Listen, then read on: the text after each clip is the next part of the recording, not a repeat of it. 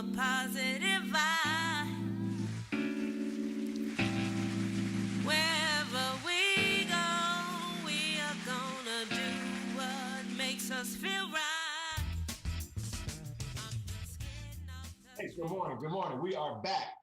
We are back. We're back. We missed y'all. We really did miss you guys. Hey, look, we want to say good morning to everyone.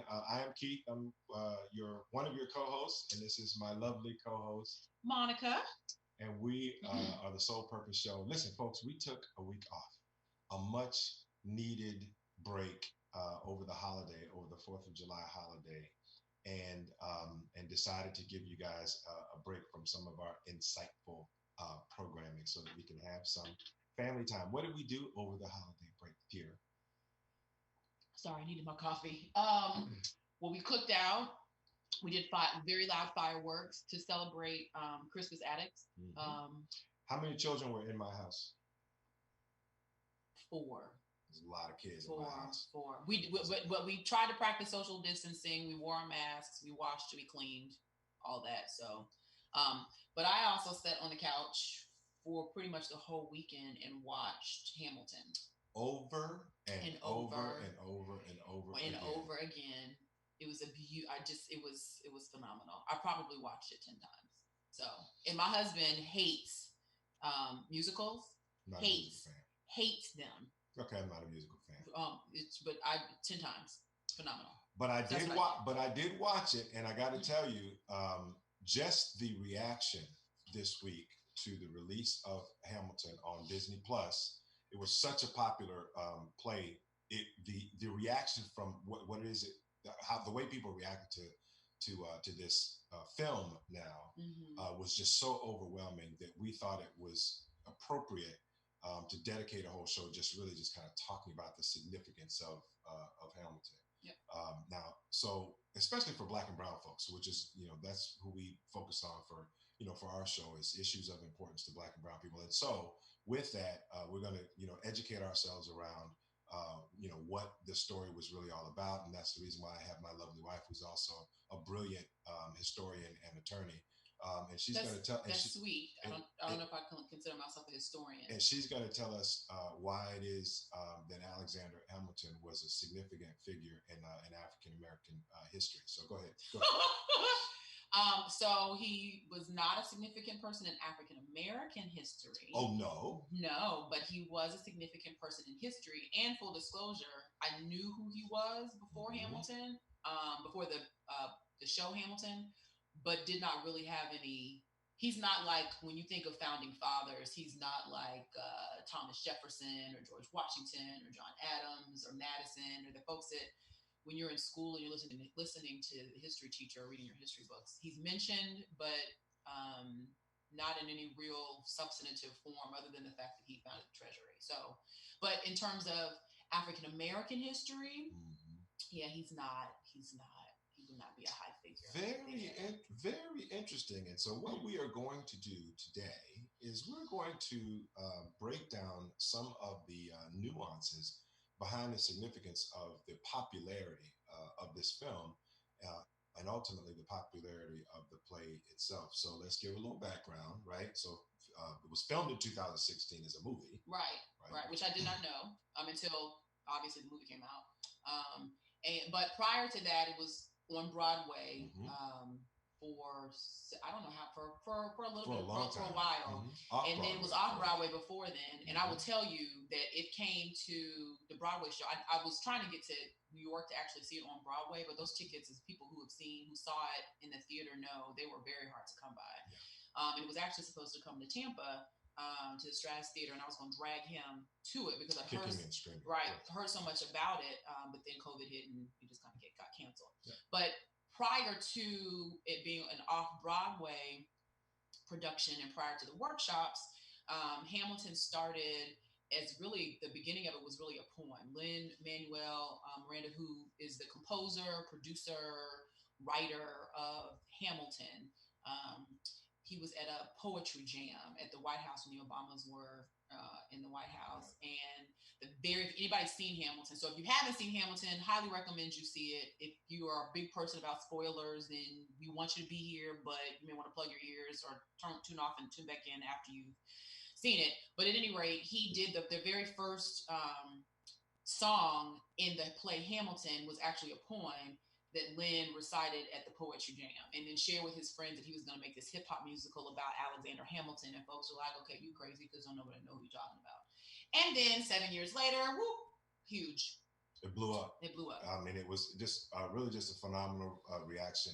And again, spoiler or no spoiler, if you've not seen it, what it actually is a theatrical performance of a period of time in history. Mm-hmm. That uses hip hop and a combination of hip hop and just kind of theatrical musical genre. There's some pop. If you're a Broadway fan, which I am, a musical theater fan, there's a lot of hip hop in it, but it does have there's some operatic type pieces in there, and a lot of like show tuney type songs as well. Which I mean, the soundtrack is phenomenal.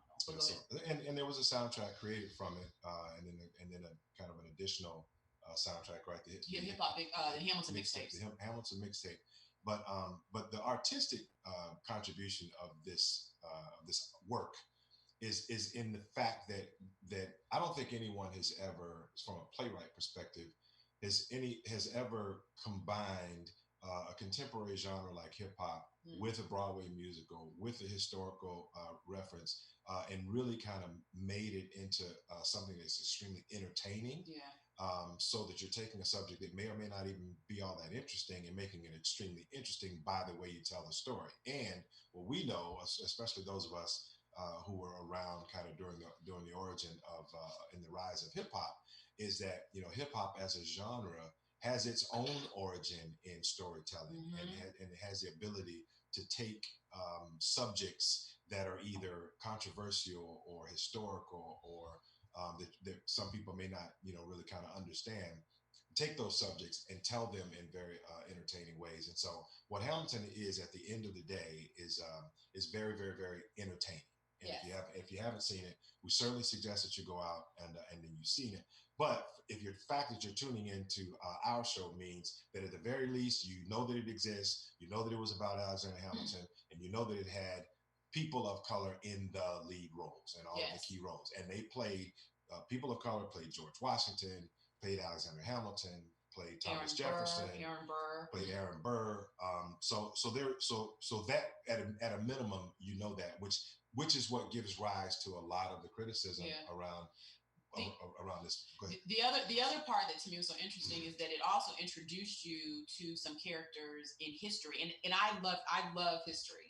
Whether it's British history, whether it's American history, I enjoy reading about, I enjoy learning more, and I enjoy history. So there were some people that were introduced to me that forced me as a person who loves history to kind of do some research about these individuals. Like there's a Mulligan, I forgot his first name. His first name's going to escape me, but there's a guy that was in the Sons of Liberty with Alexander Hamilton.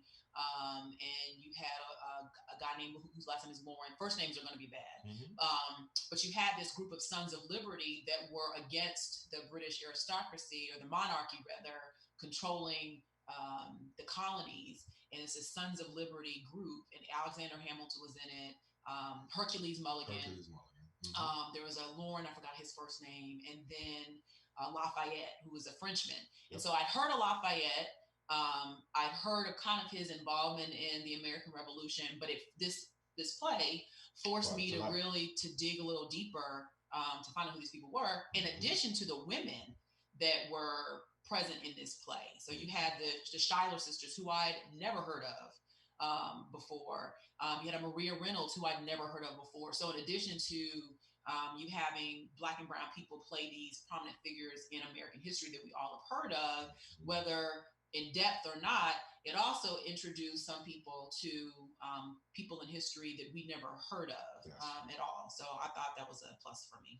And so really it just kind of leads to the first question around, this work, which is, you're talking about historical figures who were not African American people, being played by people of color. And so the real question is based on the popularity of this work is, does Hamilton have the same popularity if it's people of color actually playing people of color and telling African American stories, like, oh, let's just say Harriet Tubman. So does this film and this work have the same popularity if you're using hip hop lyrics and you're using more contemporary methods of telling the story, but you're also telling stories about our people, about black, and so the real, black and so isn't the real question here is, little black and brown kids are being exposed to Hamilton the musical, right? But and little white kids are being exposed to Hamilton. But if you ask little white kids, hey, have you ever heard of Harriet Tubman, or have you heard of Harriet Tubman, or have you heard of Alexander Hamilton? They're going to tell you, no, we've heard of Harriet Tubman. So they're already more familiar with probably who Harriet Tubman is than they would be of Alexander Hamilton. So wouldn't it make sense then that you could create a hip hop musical around a figure that was even more popular? Harriet Tubman, Frederick Douglass, George Washington Carver, and I mean people like that would be more recognizable. I guess you probably could. Whether or not it would have, I mean, if you learn the history or research the history of Hamilton, Miranda will tell you it took him 6 years to really kind of get the support and get the people on board to do this. And there's a couple of documentaries on Disney Plus where the actors are actually talking about their initial response to Hamilton, which was, I'm not really interested. No one's going to want to see this, right? Yeah. So it took a minute. So because this particular piece took a minute, and it was different too, I think, because I think that the hook for people may be that you have a very diverse cast playing non-Black people, right? I think the Harriet Tubman story, Frederick Douglass story, Crispus Attucks story, even since you're talking about a period piece, talking about American Revolution, who is Crispus Attucks, or you're talking about Nat Turner, all those folks that are that we as Black folks know or should know about. You probably could do it, but heck, even if aside from even being a Broadway play, you've had a movie about Harriet that starred a Black woman, and people criticized that primarily because she wasn't a descendant of an person that was enslaved in this country. And in full transparency, there were also some things that she's from England. There were also some things that she said about Black Americans, because she's British, that weren't truthful, rooted in rooted in truth, and just pretty nasty and mean. We're very complimentary, right? And we're very complimentary. So there are some. The pushback on her was, whether well-founded or not, was a little bit different, but there was still criticism associated with her playing the role of Harriet Tubman. So I guess you could, it still could have been popular, but who's to say that won't happen? But I think the pull for Hamilton is the fact that you have Black and brown actors as the stars of a show, telling a historical piece about white folks. So I think that's the pull. And let's give credit where credit is due. The show's creator and producer, and he also starred in the lead role, is a gentleman by the name of Lin-Manuel Miranda, who is of Puerto Rican descent. And on Twitter, in response to a lot of the criticism, he says, "Hey, look, all of the criticism, he acknowledged it. It's all the criticism is valid." He says just the sheer complexity of the characters themselves really presented a challenge for him to say, how can I present these characters and tell their story in such a way that has some historical accuracy to it, but as you know, artists have to take liberties to get their art in a consumable manner when it comes to history. So it just kind of leads another question. Is like, do artists really have an obligation, responsibility to be historically accurate in their art? If we think about some of the great pieces of art. No, not necessarily. I mean, I don't think Malcolm X, which I loved as a movie, necessarily was 100% historically accurate. I think to me, what Hamilton did for me and what it should do for others is it introduces you to these people, right? It introduces you to these historical figures who, at their very nature, were flawed. And we'll get into some of the criticisms in a minute, but it introduces people to these historical figures, and the hope is that through bringing them in through music and through the arts, that you will do your own research and do more, dig a little deeper in terms of who these people fundamentally were, in terms of how they impacted this country, the country that they created. So, and that's for any historical figure or any piece of art that is created to share the story of a historical figure. I think, as an example in Hamilton, one of the characters, Angelica Schuyler, in real life was married before she met Alexander Hamilton. Right. So there's this whole dynamic in real life and in the play. Alexander Hamilton was married to Angelica Schuyler's younger sister, younger sister, Eliza. And so there's this whole dynamic in the play, and again in real life, about this flirty relationship, almost inappropriate relationship. It wasn't appropriate. But between Angelica and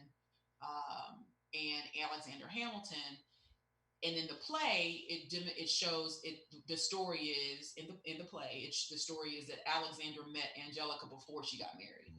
In real life, she was married when she met him. And so I think when you talk about artistic license, that the fact that he met her before she got married in the play is much more interesting than meeting her after she's married. So sure. So you take some liberties to make the story more interesting. So a lot of the criticism is because it is historically inaccurate, but more of the criticism is the fact that there's a perception and belief that you take these Black actors and put them in this white story to tell the story of white people without telling the story of those Black folks in the construct of that time period. Does that make sense? Not only does it make sense, but I think it is a very valid point that a lot of time, effort, and energy went into the artistry of this work, and obviously, as a producer, you have to do your research, and the creator, you have to do your research. You have to read. You have to understand, the complexity of the characters. And then you apply all of this, years and years. I think it took him about 6 years to kind of finally, finish the script, if you will. You apply all of that to a story, and then you want to employ Black and brown actors. I still struggle with, do you not put the same amount of effort and energy into actually telling, the stories of the Black people who supported, who helped make the American Revolution happen? Mm-hmm. And speaking of the American Revolution, the backdrop of this whole work is supposed to be, and why it was released on the 4th of July, this is the story of America's independence. This is the story of how we asserted ourselves from King George of England, who was a monarch who ruled the colonies at the time. And they did a great job of kind of portraying him as this really pompous, you belong to us, and shouldn't you feel grateful that I allow you to be a part of who we are? And so there was really this undercurrent of what did it mean to be a son of liberty, and what does liberty mean? What does freedom mean? Mm-hmm. And we got a real sense for the spirit of the rebellious spirit of this country to break away from. And this country was founded in the spirit of rebellion, mm-hmm. right? So, but I think the counter argument, because I'm actually arguing against myself, because I loved Hamilton, but I know that there are, obviously, because I've seen it 10 times, and we'll probably watch it again this evening, but because I love the music. But I know that a lot of the criticism, at least in my social media space, was the fact that people had a very difficult time connecting with the show, because you have a Black man portraying George Washington, portraying Thomas Jefferson, mm-hmm. And there's no mention really of slavery at all. I think there's one touch of slavery of slaves. There's two references. There's a couple other references about abolitionists and the implication or inference that Hamilton was an abolitionist, which he wasn't. But there's a scene where Thomas Jefferson and Alexander Hamilton are debating this creation of the Treasury Department, and Alexander Hamilton challenged Thomas Jefferson, saying it's really cool of you to challenge his hypocrisy. You're talking about freedom and how it's important for us to be free from the British rule and the British way of thought, train of thought, but you own people and you own slaves, and you've actually procreated with a slave, a woman that you enslaved. So that's one. And then there's another scene with Thomas Jefferson where he mentions Sally Hemings kind of in this cute in quotation marks, I think disrespectful way. And I actually missed it the first time I watched it. My sister saw it. Happened very fast. It happened real quick, but he mentions Sally in one of the songs, and it's real quick. And if you're not paying attention, you'll miss it. But I know there's some pushback on that as well, because she bore him a whole bunch of children. So there's so I think a part of the criticism that I've seen in my social media feed is essentially the basic erasure or ignoring of the fact that this country, while yes, it was founded in a spirit of on a spirit of rebellion, it also was founded and created and built on the backs of Black people, enslaved Black people, and that is not discussed at all within the play. And we're going to just to give you a little preview of our after show today. We're actually going to get into this whole slavery aspect of this storytelling in detail. And we actually have a special guest. We won't tell you who it is.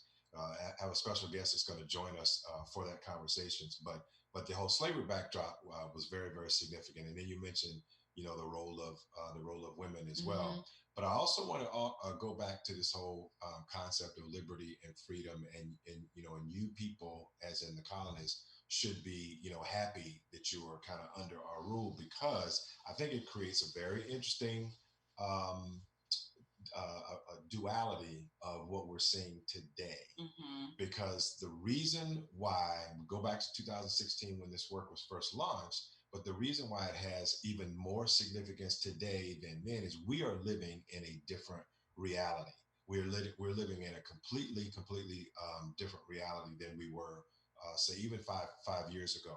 It doesn't mean that there wasn't racism 5 years ago. It doesn't mean that there was this history of slavery and the ugly history of everything that it represented wasn't significant 5 years ago. But the reality is, right now, a part of why this work is resonating is because it does point out the brutal, nasty hypocrisy of this country, of how we were founded. And now you have people running around shouting liberty and freedom, and I should be free to not have to wear a mask, and infringing on my individual rights. You have some of these same people now talking about freedom and liberty, that also at the same time will say very derogatory things about the Black Lives Matter movement and the protests that's going on, and the rights of people of color, and immigration, and all of these things. So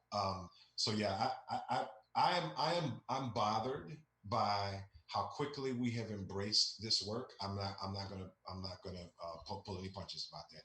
I am bothered by it. I think it was because I think it was an outstanding artistic expression, and it was put together very well.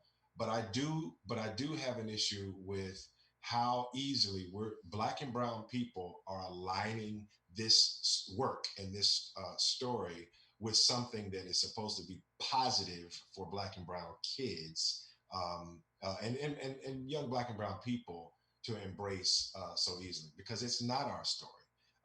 Yes, we are on the screen, and yes, we got work off of it, but we also got work historically through the years. We got work in blaxploitation movies. We were the stars on the screen. We were the heroes on the screen, and that whole genre. But the black actors will tell you that we took those jobs because we had to take those jobs. We didn't take those jobs because we felt like we were contributing something to the artistic or the historical significance of being a pimp and being a prostitute and being a hustler. But it was work, and some of those movies were better than other movies. But I just think that we are attempting to take Hamilton and give it this significance that goes way, way, way beyond the fact that okay, I'm looking on the screen, I'm saying black and brown people, oh, and they happen to be rapping too, and yeah, the raps and the lyrics were tight. So there's where I am. Well, Sorry, I don't necessarily, I don't agree with that. I think so. For me, I think that I enjoyed the work because it is giving us a face, and reminding people, in my opinion, that in the midst of everything that was going on during that time period, black and brown people were present, right? So I don't think you could tell the same story with an all white cast, and it's not going to resonate the same at all. So yes, number one, you are employing black and brown people, and you're catapulting people's careers. People's careers were catapulted, yes. Based on their participation in this space. But I think having black and brown people tell the story of these flawed white men, to me, demonstrates the fundamental hypocrisy that is this country, right? So you have white men who were fighting for freedoms and saying we want to be rid of the monarchy and rid of being ruled by King George. But at the same time, they were ruling and controlling the lives of black people. Yep. And those same black people are now portraying them in a play. And to me, the connection there is just that was moving to me. And one of the documentaries even said that. So the guy that plays George Washington, I think he mentioned that one of his grandmother or whatever, I got the impression, he didn't say this, but I got the impression that his grandmother, on one side of his family, that he was a descendant of somebody that was enslaved in this country. And he said when he played George Washington and sang George Washington's song in the White House when Obama was president, underneath the portrait of George Washington, he said that it took him to a completely different level, because George Washington, who was a slave owner, whose teeth were not wooden, who used the teeth of his slaves to make dentures for himself, was sitting in a portrait where this black man who's a descendant of slaves was in the White House with a black man who was the son of an immigrant and is the first black president, with his wife who was a descendant of slaves, all in that same space. There's a lot going on. It was a lot. It's just so much going on. So that I think is part of the reason why I push back so hard on people who are just refusing to even give the play a chance. And I'm not getting paid to advocate for Hamilton. I fundamentally like it because of the music. Should be getting paid. I fundamentally just think it's a really, really good performance. But that's why I push back on people who I can't watch it because you're sensationalizing and you're romanticizing these really bad people, without taking into consideration that don't look at it that way. Look at it as how the contrast of, you have black and brown people portraying these very flawed white men who created a country to try to get away from oppression, but were oppressing people at the same time. Correct. And the backdrop, and we're going to go into a break here shortly. But the backdrop of this whole thing is in terms of what it means today is, again, the hypocrisy of liberty, freedom, the self-expression and individual rights, etc. And all of that sounds good theoretically, but you still look at this. In addition to the horrendously bad incidents of oppression that we're dealing with in this current crisis, but even things like the wealth gap, in this country, and even things like fair housing and fairness and how the laws are applied, and how and bias that still existed in the systematic. We're about to bring on the positive vibe. When we come back out of the break, we can talk more about this. makes us feel right. Come back and see us after the break.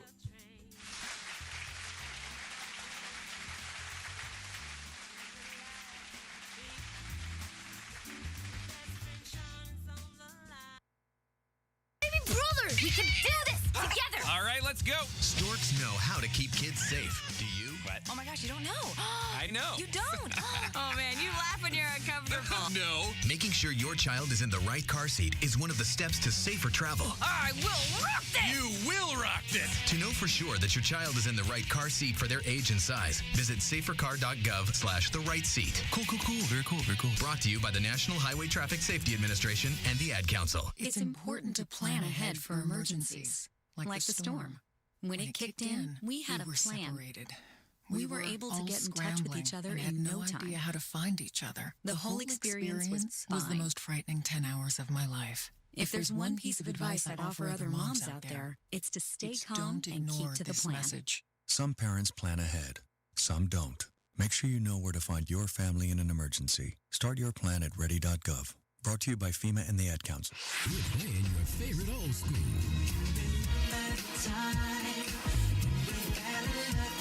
Today's R&B.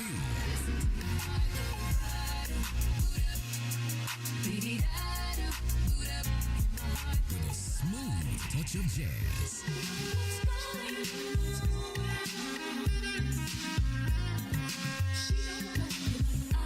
You're listening to In Touch Radio.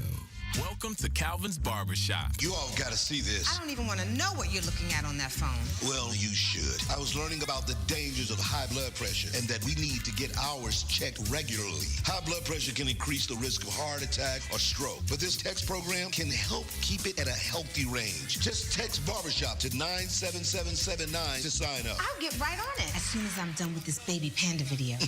Text Barbershop to 97779. A message from the American Heart Association and the Ad Council. It's important to plan ahead for emergencies, like the storm. When it kicked in, we had a plan. Separated. We were able to get in touch with each other and had in no no time. idea how to find each other. The whole experience was the fine. most frightening 10 hours of my life. If there's one piece of advice I'd offer other moms out there, it's to stay it's calm don't and ignore keep to the this plan. message. Some parents plan ahead, some don't. Make sure you know where to find your family in an emergency. Start your plan at ready.gov. Brought to you by FEMA and the Ad Council. Wherever we go, we about to bring on the positive vibe. Wherever we go. We are the Soul Purpose Show, and today we decided to talk about the same thing that everybody's talking about, which is the popularity, the enormous popularity of the musical Hamilton, which focuses on one of our founding fathers. Is very active in the writing of significant documents outlining why we wanted to be free as a country, and the historical significance and why it's important today. I'll even go so far as to say it's interesting how we're in this time where one of the backlash from the murder of George Floyd, the protests in the street, one of the backlash is that protesters are going at monuments and symbols and tearing those things down. And it's easy to say that the reason why protesters want to tear down Confederate symbols, and I know we talked a little bit about, Bubba Wallace and the protests against the Confederate flag on prior shows, but it's easy to see why people would go at those. But then the real anger is around, well, why are people wanting to tear down statues of Thomas Jefferson and tear down statues of George Washington, when in fact, these have different historical significance than just these Confederate symbols like Robert E. Lee.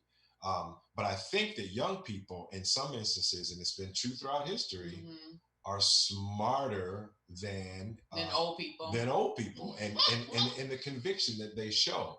Because what they're saying is, here's how I'm interpreting, here's how I choose to interpret what they're saying is, tear it all down. Stop romanticizing these figures, even of our founding fathers, as radical as sounding as that sounds, but tear it all down. Yeah. Like, let's rebuild our history as a country, starting today with treating all people equal, for real, and giving all all representatives of this wonderful diaspora that we have created, giving everyone equal say and equal parts in it. Again, the wealth gap in this country is still as large as it's ever been. Yeah.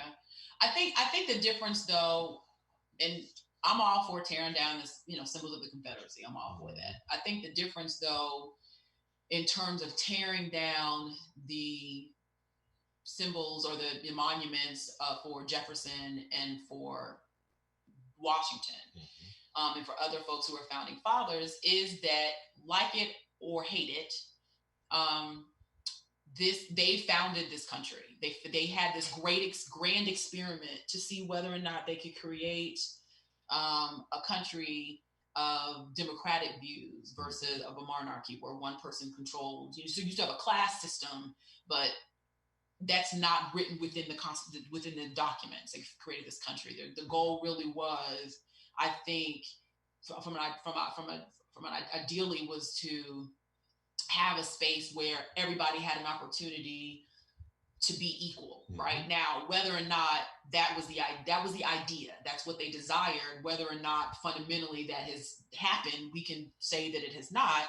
But I think ideally what they wanted was a space where everybody had a say in terms of how this government was going to be run. A government by the people, for the people, is there for a reason. Now, whether or not that's true or not is up to debate. But I think tearing down Washington and Jefferson and those monuments is a little bit different than tearing down the monuments of the Confederacy, because the Confederacy, for all intents and purposes, we were traitors.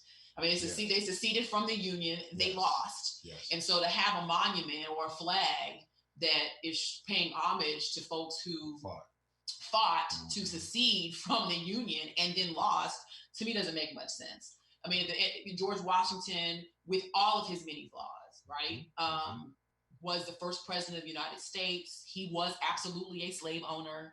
There are books written about how he went after a particular slave that his wife wanted. So he was a fundamentally flawed individual, right? But at the same time, he was the first president. He participated in the writing of the documents that created this country. And I think, to me, one of the beauties of Hamilton is it demonstrates, if you really watch it and try to South that time, most of the people in the South were black. They were enslaved Africans. And so in order for the South to have equal representation in Congress, you had to count black people. So we are a part of the conversation. We've always been a part of the founding of this country. So for me, because I recognize that, that's why I don't have a problem with black folks portraying these people. Because it's showing again that despite the fact that when you talk about history books and when you read history in school, they will attempt to take us out of that conversation. When the fact of the matter is, Black people fought in the American Revolution. Absolutely. The first person to die in the American Revolution was a Black man. So to me, I think, again, Hamilton assists in opening up that conversation and having that discussion with young people. Now, somebody else said that their young person, Val said that their young person hasn't really dug into the history. She's more interested in the art and the music, which to me is fine. I think it's incumbent upon parents to ensure that they correct the inaccuracies that are in the play, right? Okay. Thomas Jefferson was a slave owner. Correct. He was a hypocrite. He fought and wanted to be free from the monarchy and from England's from the monarchy in England. But at the same time, you got hundreds of Black people working your land in Monticello. So I think it's important that adults who recognize and understand history and understand the history and know how flawed these folks are, have honest conversations. But it's a start. Like, I didn't know did you know anything about Alexander Hamilton besides the fact he was on a $10 bill before you saw this? I did not. And if you would have said who's on the $10 bill, as a matter of fact, I probably would have said, I don't know, one of the presidents. And I'm glad you brought that up too, because we were talking about the kind of economic system in this country, but he's also credited with starting the Treasury Department, and they did touch on that in the musical. Yeah. Kind of one of the philosophical debates that they were having was, Hamilton knew the significance of creating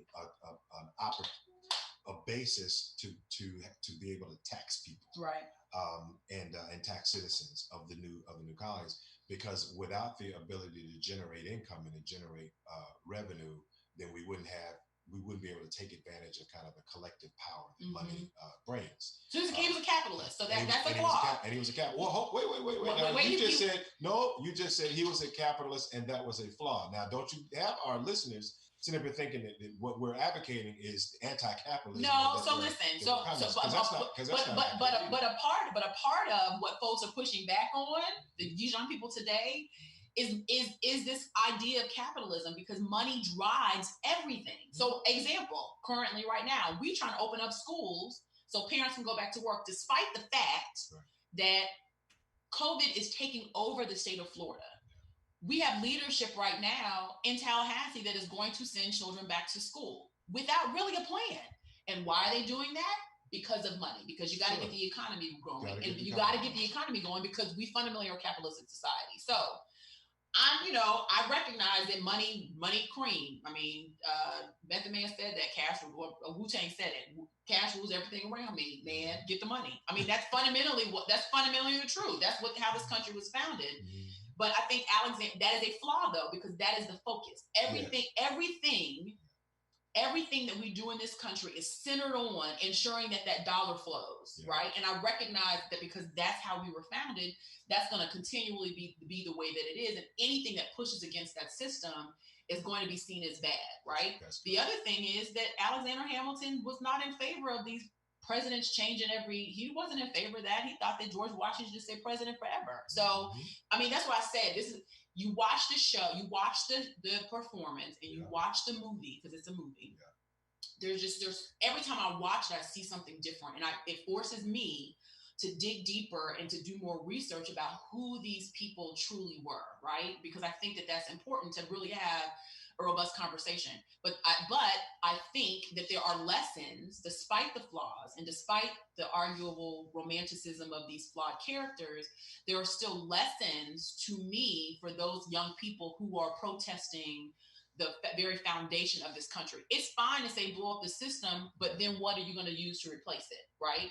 You blow up the whole system. Let's just start afresh, because that's fundamentally what the young people back then, based on what the play is showing, that's what they want. That's what they were doing. They were going to blow everything up and start anew. Absolutely. And if that's the goal, I don't necessarily agree with blowing up the whole thing. I think that you can revamp certain things, because I think some things are just fundamentally flawed. There is a class system in this country. And so if you're really talking about equity and equity, not equality, equity, you got to figure out how to gut that and revamp it. But you can't blow everything up without having a plan. And so I think there are pieces of a plan, but the difference, I think, when they were attempting, based on my reading and understanding of history, and I'm not, again, I wasn't a history major, so I could have this complete, or a scholar in the American Revolutionary time. But I think that at least based on what I've read and seen, there was some conversation and some plan about what they wanted and what they envisioned, right? It took time. And so if these young people and Black Lives Matter and other folks that are in that movement have a plan about, once you gut this system, because it is flawed, it has been flawed for 400 years, right? It is flawed. Once you gut it, then what? Yeah. And so I don't have the then what for me to say, take down Washington and Thomas Jefferson and everybody's statue. I think you speak truth to who these people were, right? Recognize and acknowledge them for what they did in terms of creating a democracy, because that had never been seen before. Right. But you still hold them accountable for the terrible, evil people that they were and the things that they did. And I think that's a little bit of the answer as we kind of come up to the close of our show for today. But I think that's a little bit of the answer to the question. Well, what happens if you start tearing down existing institutions? How do you rebuild it? And I don't want to be the voice of young America. But I think what I'm hearing, though, is if these are the ideals that we hold true, that we have now put in writing, and we say democracy, democratic, give everyone an opportunity to have a seat at the table, honor the will of the people, but honor the will of all people, including young people who want a voice, et cetera, et cetera. Come up with rules, right? But then make sure that you can hold people accountable for those rules. I think that's a little bit of the answer to what, if you break things down, then what? How do you rebuild it? Well, rebuild it based on the principles and the ideas that you say you represent. Start there. If you're going to have a taxing system, for example, then make sure that the individuals who have the higher ability to pay those taxes are paying their fair share of taxes. And so I think that the equity conversation across the board. So I think if you start with the premise that the people that created this country were landowners, correct. You had no poor people creating this country. Nope. So I think one of the pushbacks in terms of my observation on this of the play is that Alexander Hamilton was not a person of wealth. He he married into wealth. He was an immigrant. He was a person that immigrated here, and there was some conversation about whether or not labeling him he was an immigrant, but he was white. So he came from St. Kitts, but there's some question about whether or not he was biracial. I'm still not 100% certain about that. But he was an immigrant, and so there were so he was not a part of the elite circle of folks. Which was demonstrated in the play, and so there was this anti-immigrant mindset of the founders. But the founding fathers were rich; they had money, and so from the very beginning, again, when they said all men are created equal, they weren't talking about poor people; they were talking about white male landowners. That's fundamentally who it was. Now, somebody, Kimberly, said that all historical accounts should be looked at as one-sided and based off of the perspective of the author and the times, as well as the purpose of the piece. Correct, I agree. And then she provides an African proverb: "Until the lions have their say, the tale of the warrior will always be glorified," which is true. So the comment about Black people and brown people portraying these people, it's telling the story of the warrior based from a lion's point of view. My husband's telling me to wrap up because I'm talking too much. We have to wrap now because we're coming up on the end of our time. But I just wanted to remind everyone, stay tuned. First of all, thank you for joining us. This has been great. I've learned a lot, as I always do, from listening to my lovely wife. And so, Food for the Soul, which is what we do on our Facebook Live on our Facebook page. We have a brand new format for it. It's called Soul Purpose Lounge. Come to the lounge. Make sure you tune in for that. And then, really exciting news, based on the popularity of our teen takeover a couple of weeks ago, we now have launched, or going to launch, Soul Purpose Kids. And you can stay tuned for that. Thank you so much for joining the Soul Purpose Show. Y'all turn into the Soul Purpose Lounge. See y'all later. Take care, everybody.